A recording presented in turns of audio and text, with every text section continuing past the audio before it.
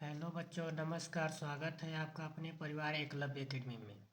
बच्चों, आज हम लोग देखेंगे क्लास 9 का मैथ संख्या पद्धति। ये हम लोग का पहला चैप्टर है जिसमें हम लोग पहले देखेंगे इंट्रोडक्शन। तो इंट्रोडक्शन में पहले देखेंगे हम लोग प्राकृतिक संख्याएं, नेचुरल नंबर्स। ठीक है। गिनती में उपयोग की जाने वाली सभी संख्याएं प्राकृतिक संख्या कहलाती है। जैसे 1 2 3 4 5 डॉट डॉट डॉट। अगला है पूर्ण संख्याएं। तो पूर्ण संख्याएं में देखेंगे हम लोग होल नंबर्स। यदि शून्य को प्राकृतिक संख्याओं के साथ रख दिया जाए तो प्राप्त समूह पूर्ण संख्या कहते हैं। यानी प्राप्त समूह को पूर्ण संख्या कहते हैं। जैसे 0 1 2 3 4 5 डॉट डॉट। अब देखेंगे हम लोग तीसरा है पूर्णांक संख्याएं यानी इंटीजर्स।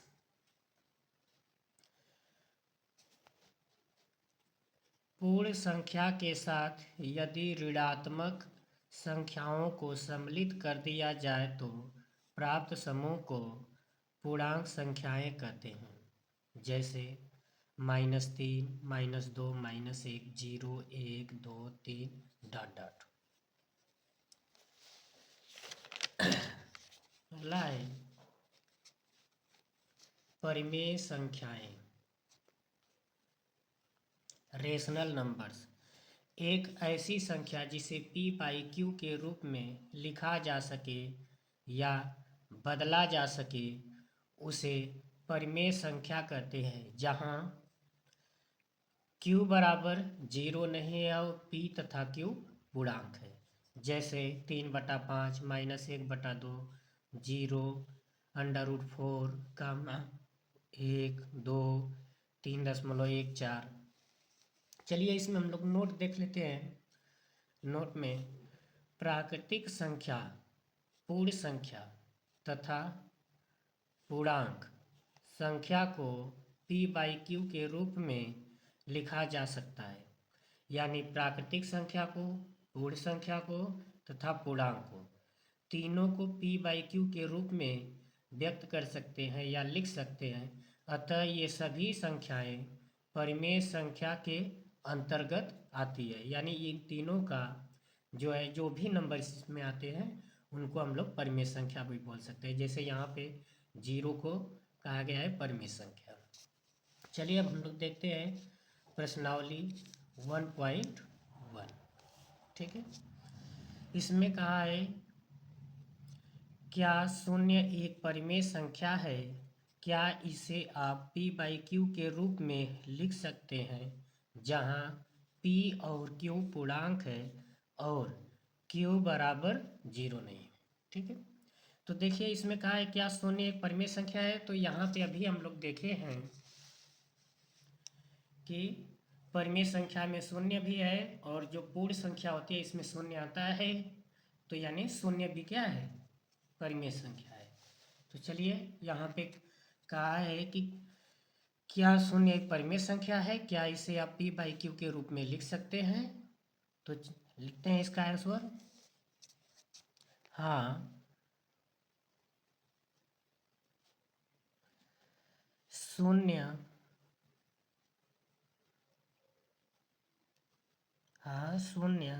एक परिमेय संख्या है। एक परिमेय संख्या है क्योंकि इसे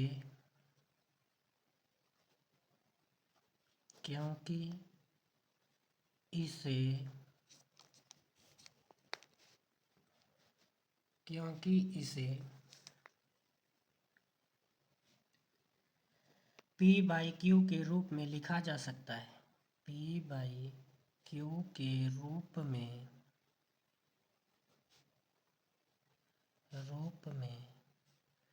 लिखा जा सकता है।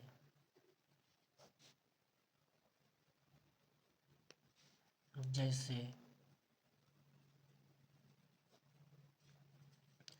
0 बराबर 0/1 कामा नहीं बराबर करेंगे 0/2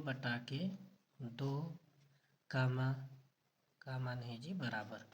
फिर यहाँ पे लिखेंगे 0/n, जहाँ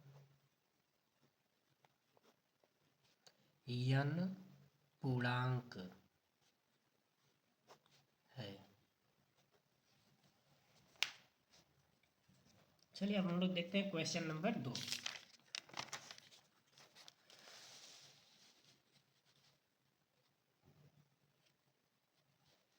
क्वेश्चन नंबर 2 है 3 और 4 के बीच में 6 परिमेय संख्या ज्ञात कीजिए। 3 और 4 के बीच में 6 परिमेय संख्या निकालना है। तो जैसे ये 3 लिखा है तो 3 लिख लेंगे, ये 4 लिखा है तो यहाँ 4 लिख लेंगे। ठीक है। अब ये जो 6 परिमेय संख्या निकालना है इसमें 1 जोड़ देंगे तो 6 में 1 जोड़ेंगे तो 7। अब ये जो 7 आया है तो 3 के अंश और हर में 7 से गुणा करेंगे तो ये कितना हो जाएगा 7 तिरिकी 21/7। ठीक है। अब इस 4 में भी इसी 7 का गुणा कर देंगे अंश और हर में, तो ये क्या हो जाएगा 7 चौक 28/7। अब देखिए इनके बीच में जो है कितना परिमेय संख्या निकालना है 6, तो 21 और 28 के बीच में देख लेते हैं कौन कौन संख्याएं आ रही है। तो पहले 21/7 है, यानी इसके बीच में निकालना है तो यहाँ से लिखेंगे 21 के बाद क्या आता है 22/7, 23/7, 24/7, 25/7, 26/7, फिर 27/7, फिर ये इसको लिख देंगे 28/7। देखिए 21/7 और 28/7 में बीच में 6 आएगा, 1 2 3 4 5 6 परिमेय संख्या हो गई, यही क्या हो जाएंगे आंसर। चलिए अब देखते हैं प्रश्न नंबर 3।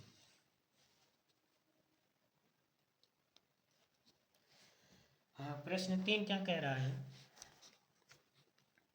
कि 3/5 और 4/5 के बीच 5 परिमेय संख्या ज्ञात कीजिए। तो इसको भी लिखेंगे 3/5, यहाँ लिख देंगे 4/5। देखिए इनका हर समान है 3 और 4 है, तो यानी अब यहाँ पे एक बड़ी से बड़ी संख्या से गुणा कर दें कि ताकि इनके बीच में ज़्यादा से ज़्यादा अंतर मिले 3 और 4 के बीच में। तो यहाँ पे 10 से ऊपर गुणा कर देते हैं 10 से नीचे, यहाँ भी 10 से ऊपर गुणा कर देते हैं 10 से नीचे। तो ये क्या हो जाएगा 10×30 = 10×5 = यहाँ गुणा कर देंगे 10 चौक को 40 और 10×5 = 50।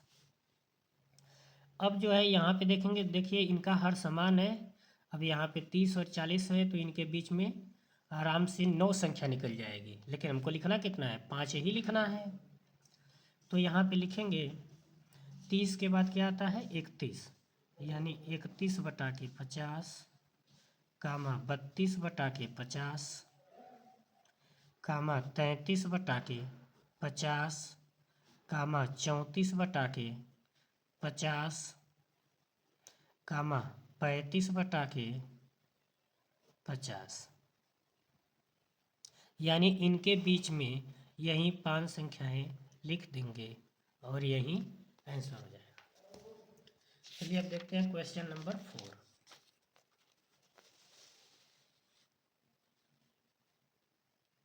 क्वेश्चन नंबर 4 है नीचे दिए गए कथन सत्य है या असत्य, कारण के साथ उत्तर दीजिए। इसमें पहला, प्रत्येक प्राकृतिक संख्या एक पूर्ण संख्या होती है उत्तर में लिखेंगे सत्य, क्योंकि पूर्ण संख्याओं के संग्रह में प्रत्येक प्राकृतिक संख्या होती है। दूसरा है प्रत्येक पूर्णांक एक पूर्ण संख्या होती है। असत्य, क्योंकि पूर्ण संख्याओं के संग्रह में ऋणात्मक संख्याएं नहीं होती है।